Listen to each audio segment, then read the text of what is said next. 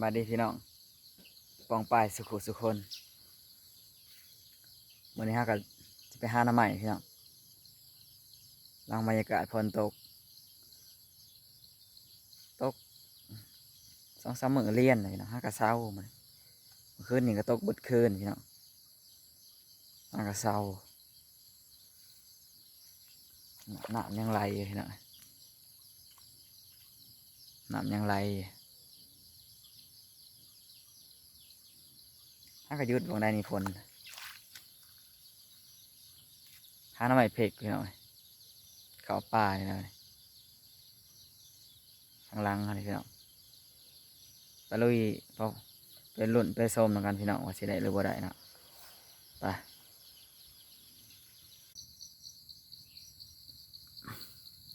เข้าป่ามาทีเรียบร้อยเลยพี่น้องเลยไปกับสาวลาวพี่น้องนางงามครับสบายดีพี่น้องไปหาหน่อไม้เด้อไปบูป่าพี่น้องมาเนี่ยไปลุยก็ได้3 อันพี่น้องเลยหน้ำไม้เพกนี่แหละพี่น้องบ่เต็มตาดอกมื้อนี้เอามันออกตามโคกตามป่าพี่น้องฝนตกฝนกระตกห้ากระเช้าพี่น้องไปลุยต่อพี่น้องหาเจอหน่อพี่น้องขุดเอาเลิกโลดเอ้ยนั่นแหละแก้วเสียมหักแก้วเอ้ยนั่นแหละเอาเลิกบ่น้องไม่โจดได้พี่น้องน้องไม่โจดได้นี่ได้สุดแล้วจ้ะซับเลยจ้ะ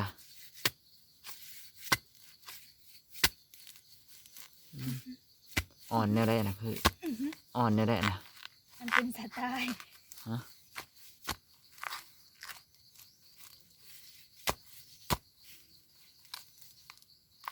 อ่อนนี่คือบกขาดนะมันสอบงัดทางงัด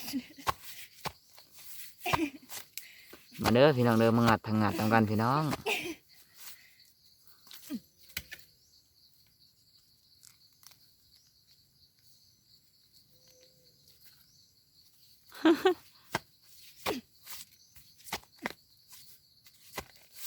อันนี้มันคืออ่อนจ้ะน่ะไปใส่สิบุได้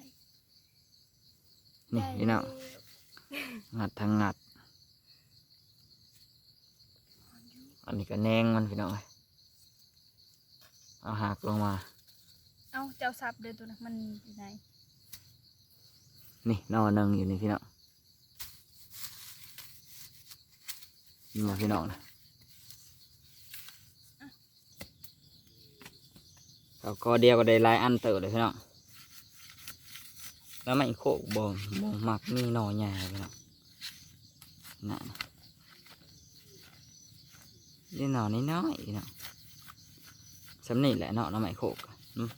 มันอันบ่ใหญ่นะมีแต่อันน้อยๆไปรุ่นไปส้มน้องกันอีกพี่น้องจะได้ลายสำไหนเนาะไปพ่อเฮ็ดพี่น้องเฮ็ดปวกตาพี่น้องเอ้ยไม่ใช่บักใหญ่หนึ่งเฮ็ดยังนะเฮ็ดปวกตามันเถาเอาแต่ดอกนี้เฮ็ดไข่ไดเหมือนเฮ็ดปวกตาเลยเฮ็ดไข่จริงๆด้วยเฮ็ดไข่พี่น้องเอ้ยมันเถาเสียดายได้สั่นกระซองดอกพออันนั้นไหมสั่นกระซองดอกกระพอปนแล้วนี่ใส่โซ่นี่พี่น้องดอกนี่ปลาเถาพี่น้องสั่นกระพอปนเนาะ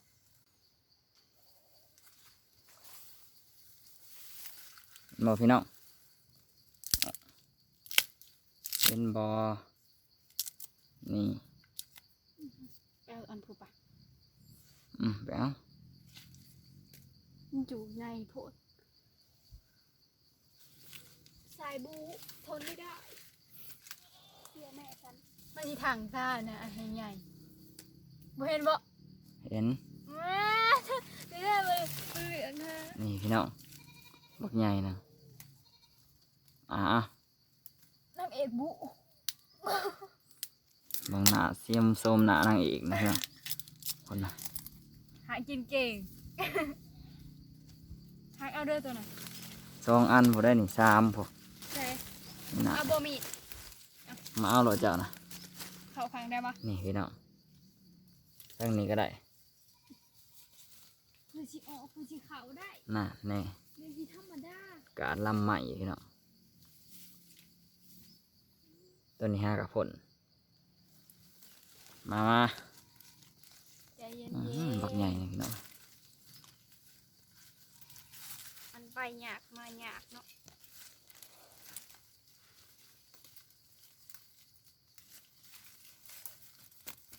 โอ้ยบริเห็นหุ่งได้มันบสูมืออีหยังกะใช่ เด้นี่5กับผล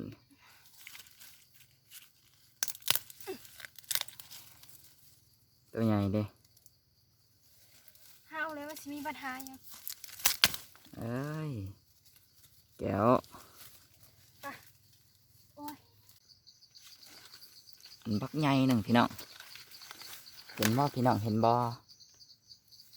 นี่เด้ หานี่บ่มี บักใหญ่หนึ่ง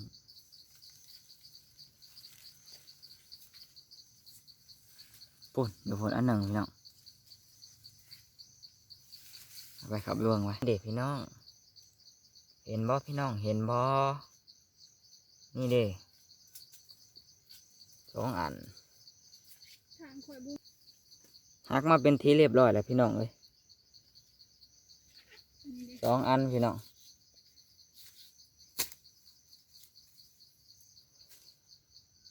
อันบักใหญ่หนึ่งพี่น้องเลย อันนี้เด้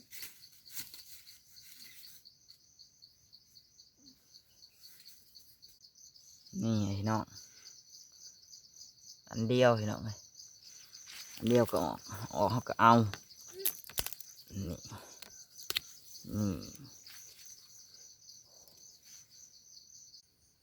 นี่พี่น้องเห็นบ่พี่น้องเราบักใหญ่นะพี่น้องเลย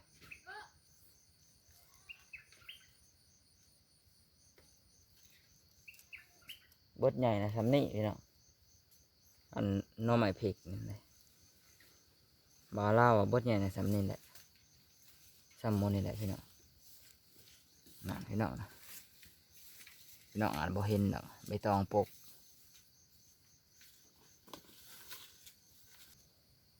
หักเอาเลยพี่น้อง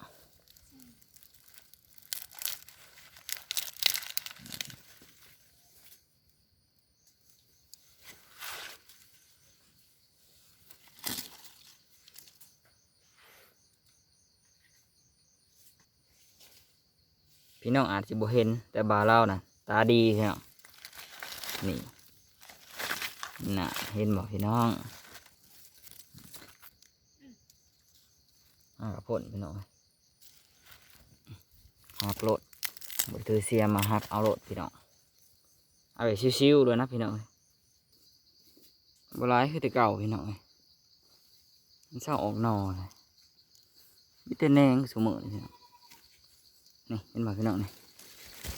บ่หักเอาก่อน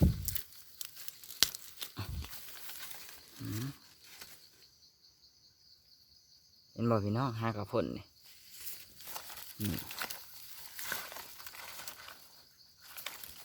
หักอย่างเดียวพี่น้องใส่หัก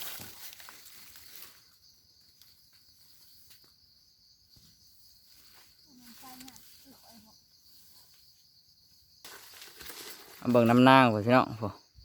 จะไปยังโปรงลงเปลงเด้ง เอาใส่กระตา ใส่กระตาก็ขาดเพราะใส่กระตาบัดนี้กรุบก็ขาดเพราะกรุบนี่เป็นพี่ช่างอารมณ์วางลงดู ภูมิ ให้พี่น้องเบิ่งน้ำใหม่นี่ ที่ก็กุ๊บ นี่พี่น้องเอ้ยได้บ่หลายปานใดดอกจักสิเต็มกระตาหรือบ่หมื้อนี้พี่น้องเอาไปหาสดก่อนนะเต็มกระตาพี่น้องเอ้ย พอเต็มดอกคนหา คนหาวานเชิญนี่พี่น้องมันเลยอันบ่หลายปานใดพี่น้องเอ้ย ไปสิเต็มกระตาหรือบ่เต็มก็รอลุ้นรอส้มแล้วกันพี่น้องฝากกดไลค์กดแชร์เพื่อเป็นกำลังใจให้บ่าวลาวพี่น้องว่าสิได้เต็มกระตาหรือบ่ซอยเป็นกำลังใจให้บ่าวลาวเสียแน่พี่น้องไป200นะพี่น้องคือออกเฮียงกันคักแท้ออกเป็นคู่กันเลยพี่น้องเฮียงกันคักขนาดอันนี้ก็2 อันพี่น้อง2-3 อันมาหักเลยพี่น้องบัดหักเลย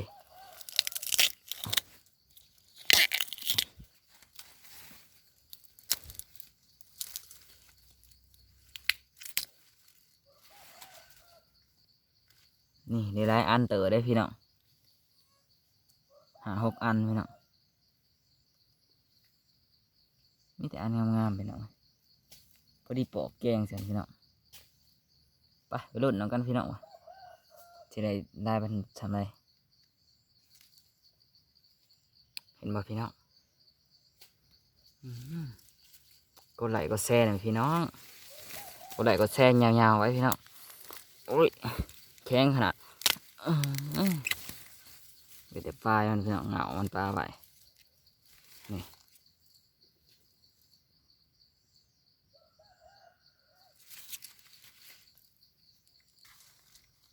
ไหนเข้ามาเลยเดี๋ยวไล่สำได้เลยนี่มาให้พี่น้องมึงดูใกล้เลยพี่น้องไปสิเต็มตาแล้วนี่เห็นบ่พี่น้องเห็นบ่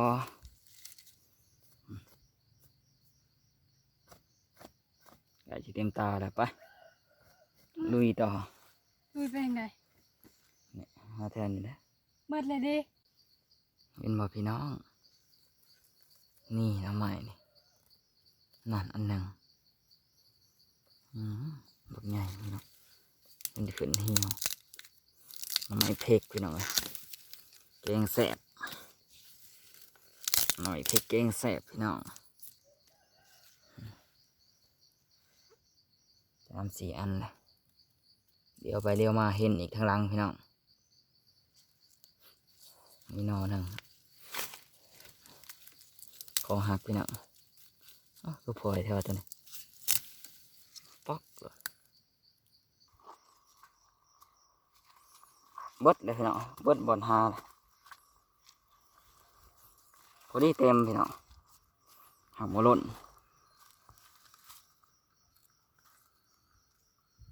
มันกระต่ายใหญ่กว่ามัน พอดีเต็มตาพี่น้อง